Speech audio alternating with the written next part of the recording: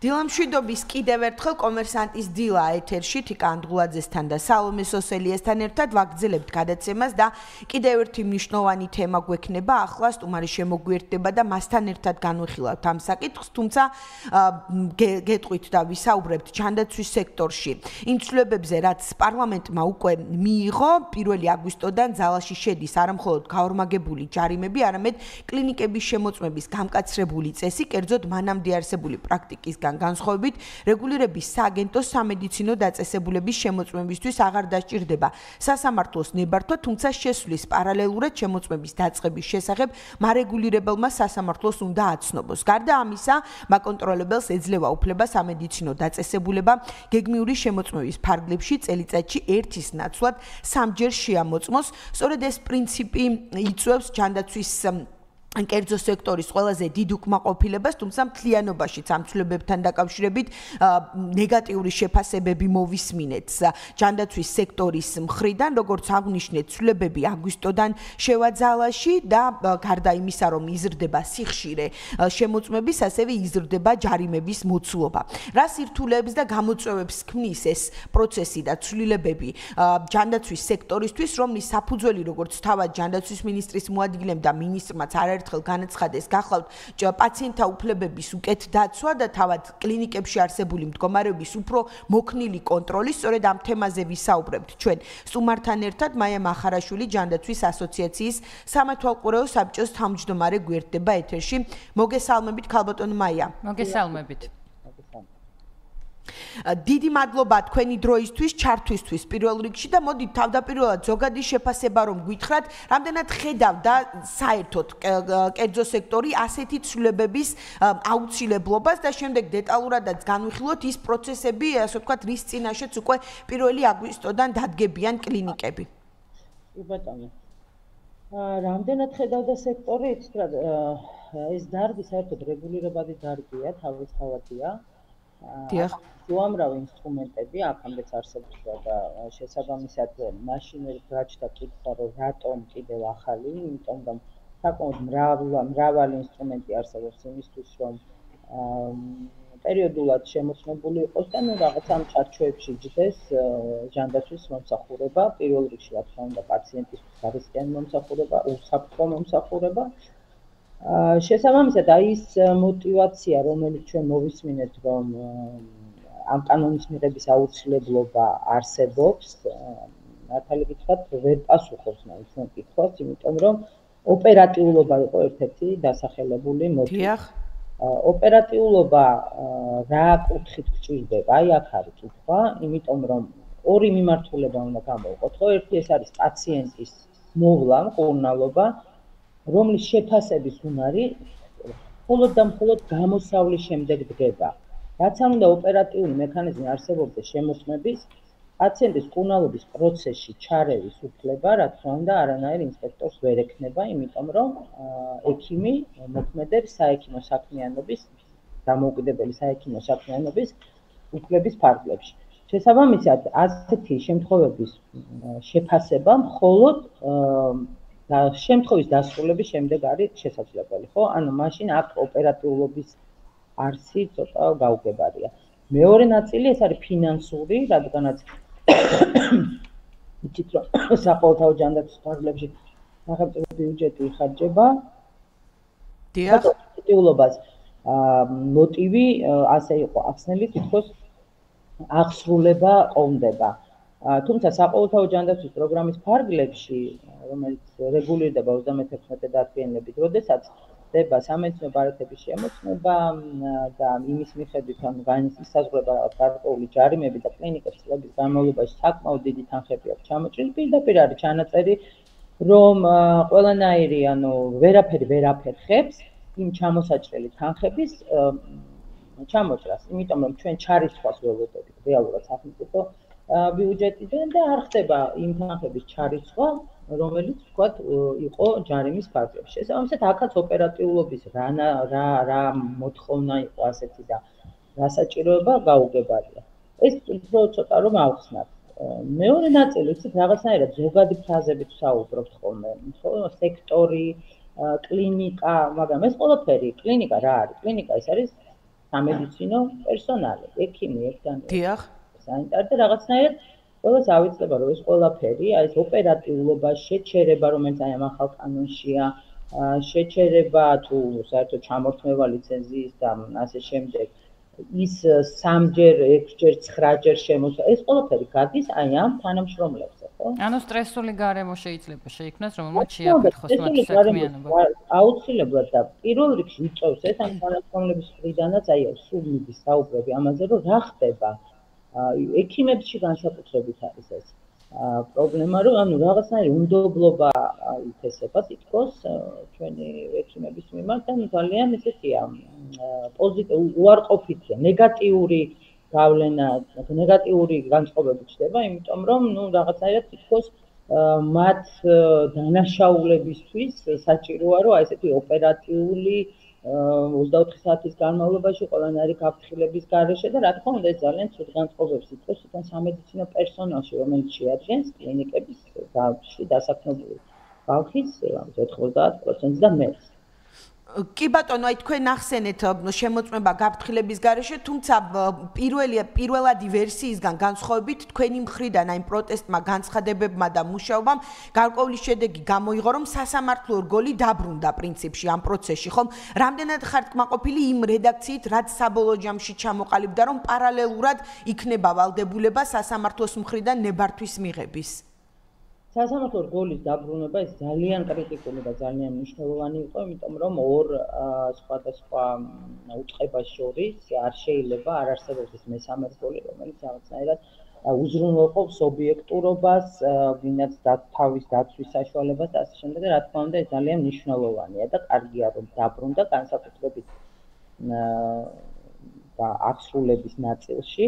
Ну, შემოსვლაც მაინც, ასე ვთქვათ, ჩვენ გაფრთხილებას რა თქმა უნდა არ მივიღებთ შემოწმებას შემოსვლის დროს, მაგრამ მაინც ვთვლით, რომ გარკვეულწილად ფილტრია სასამართლო, იმიტომ რომ ყველა შემთხვევაში უნდა მიმართონ მათ შემოსვლის პარალელურად. მიუხედავად იმისა, რომ არ აფრთხილებენ შესამოწმებელ კლინიკას, ხო? მაგრამ, ну, მაინც ფილტრია, რა თქმა უნდა. მაგრამ ამ ცვლილების გარდა მეორე მოსმენისთვის გაჩნდა ახალი ჩანაწერები, რომელიც თქვენ უკვე ახსენეთ, ანუ უკვე ჯერადობა შემოწმება. დიახ. წარმოიდგინეთ ახლა თქვენ 3-ჯერ თან ეს არის გეგმიური, ანუ ამას არაფერი არ შეცვლის, ხო? გეგმიურად წლის განმავლობაში 3-ჯერ სანებართო პირობების გამო შემოწმებით უნდა შემოვიდნენ. რა არის ეს სანებართო პირობები, ხო? ეს არის რაღაც კონკრეტული ინფრასტრუქტურა, აღჭურვილობა, კონკრეტული ლიცენზიის ექიმები, რომლებსაც უფლება აქვს ესა თუ ის ფუნქცია შეასრულონ, ანუ მომსახურება გაწიონ. 3-ჯერ გეგმიურად.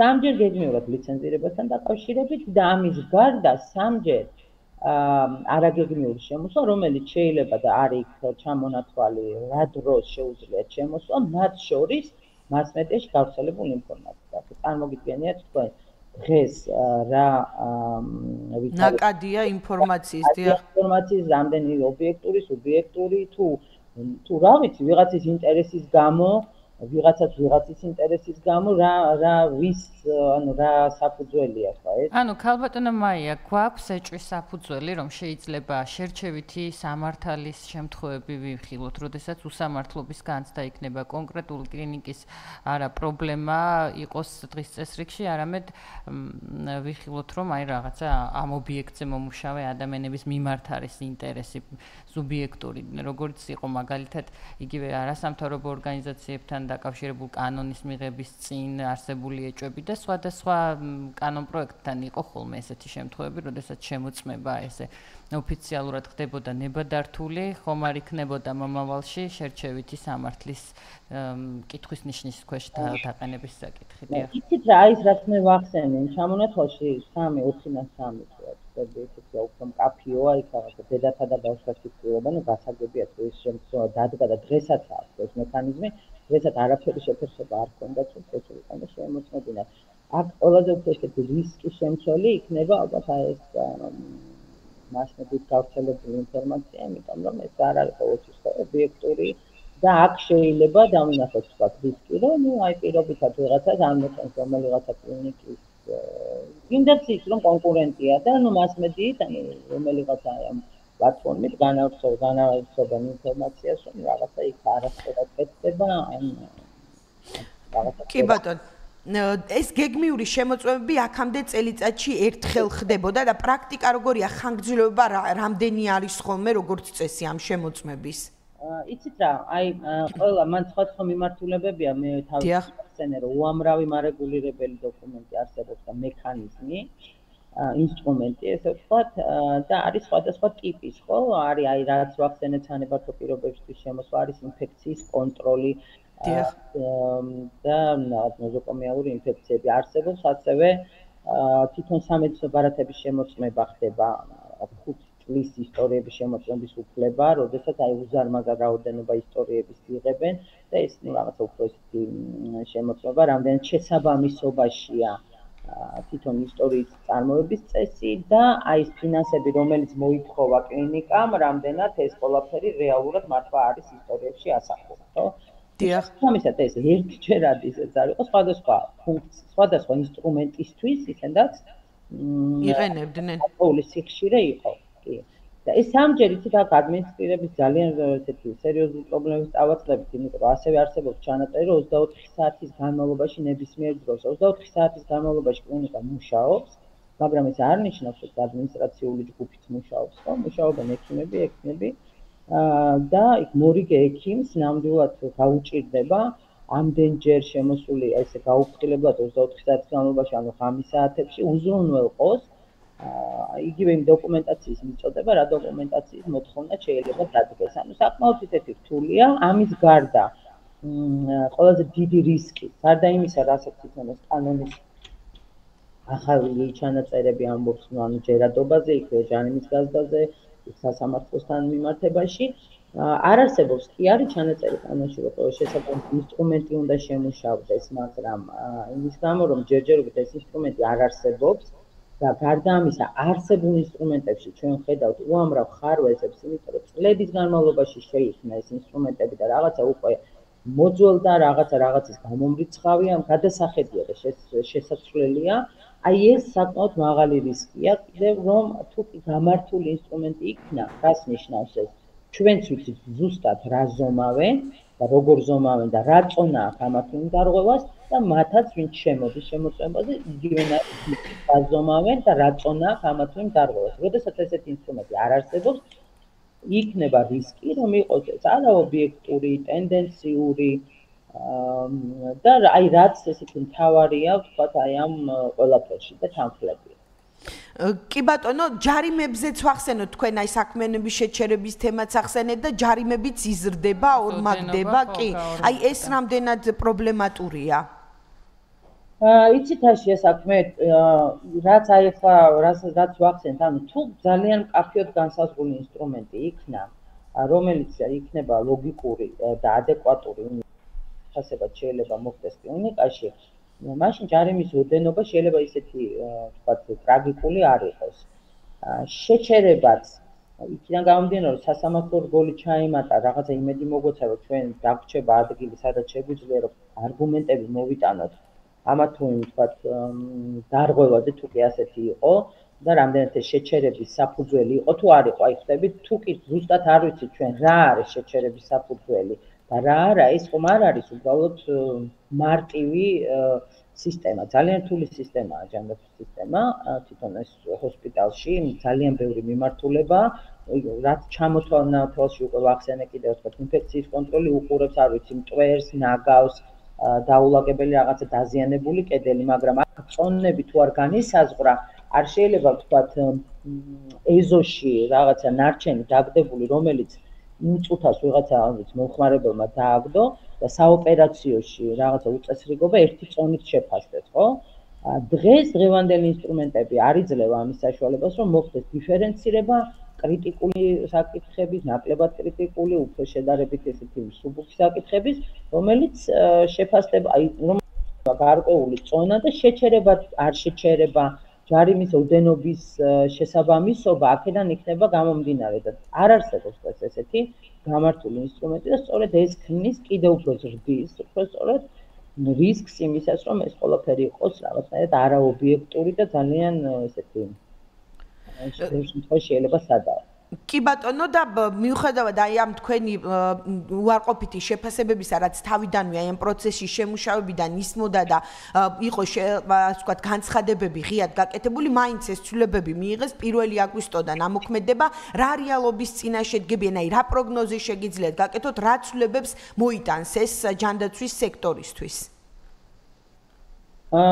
იცით რა, სექტემბრიდან ისედაც ახალი სტანდარტების მოთხოვნა გვაქვს რეანიმაციის და ქირურგიის მიმართულებით, არის უკვე კიდევ ახალი სტანდარტები შემოსული, რომელიც ცოტა უფრო მოგვიანებით უნდა შესრულდეს. გარდა ამისა, იცით ალბათ ეს საერთაშორისო აკრედიტაციის ვალდებულება აქვს კლინიკებში, ყველას უკვე დაწყებული აქვს ეს პროცესი, რაღაც ამ დოკუმენტაციის აუდიტის უკვე რაღაცა ნაბიჯები გადადგმულია.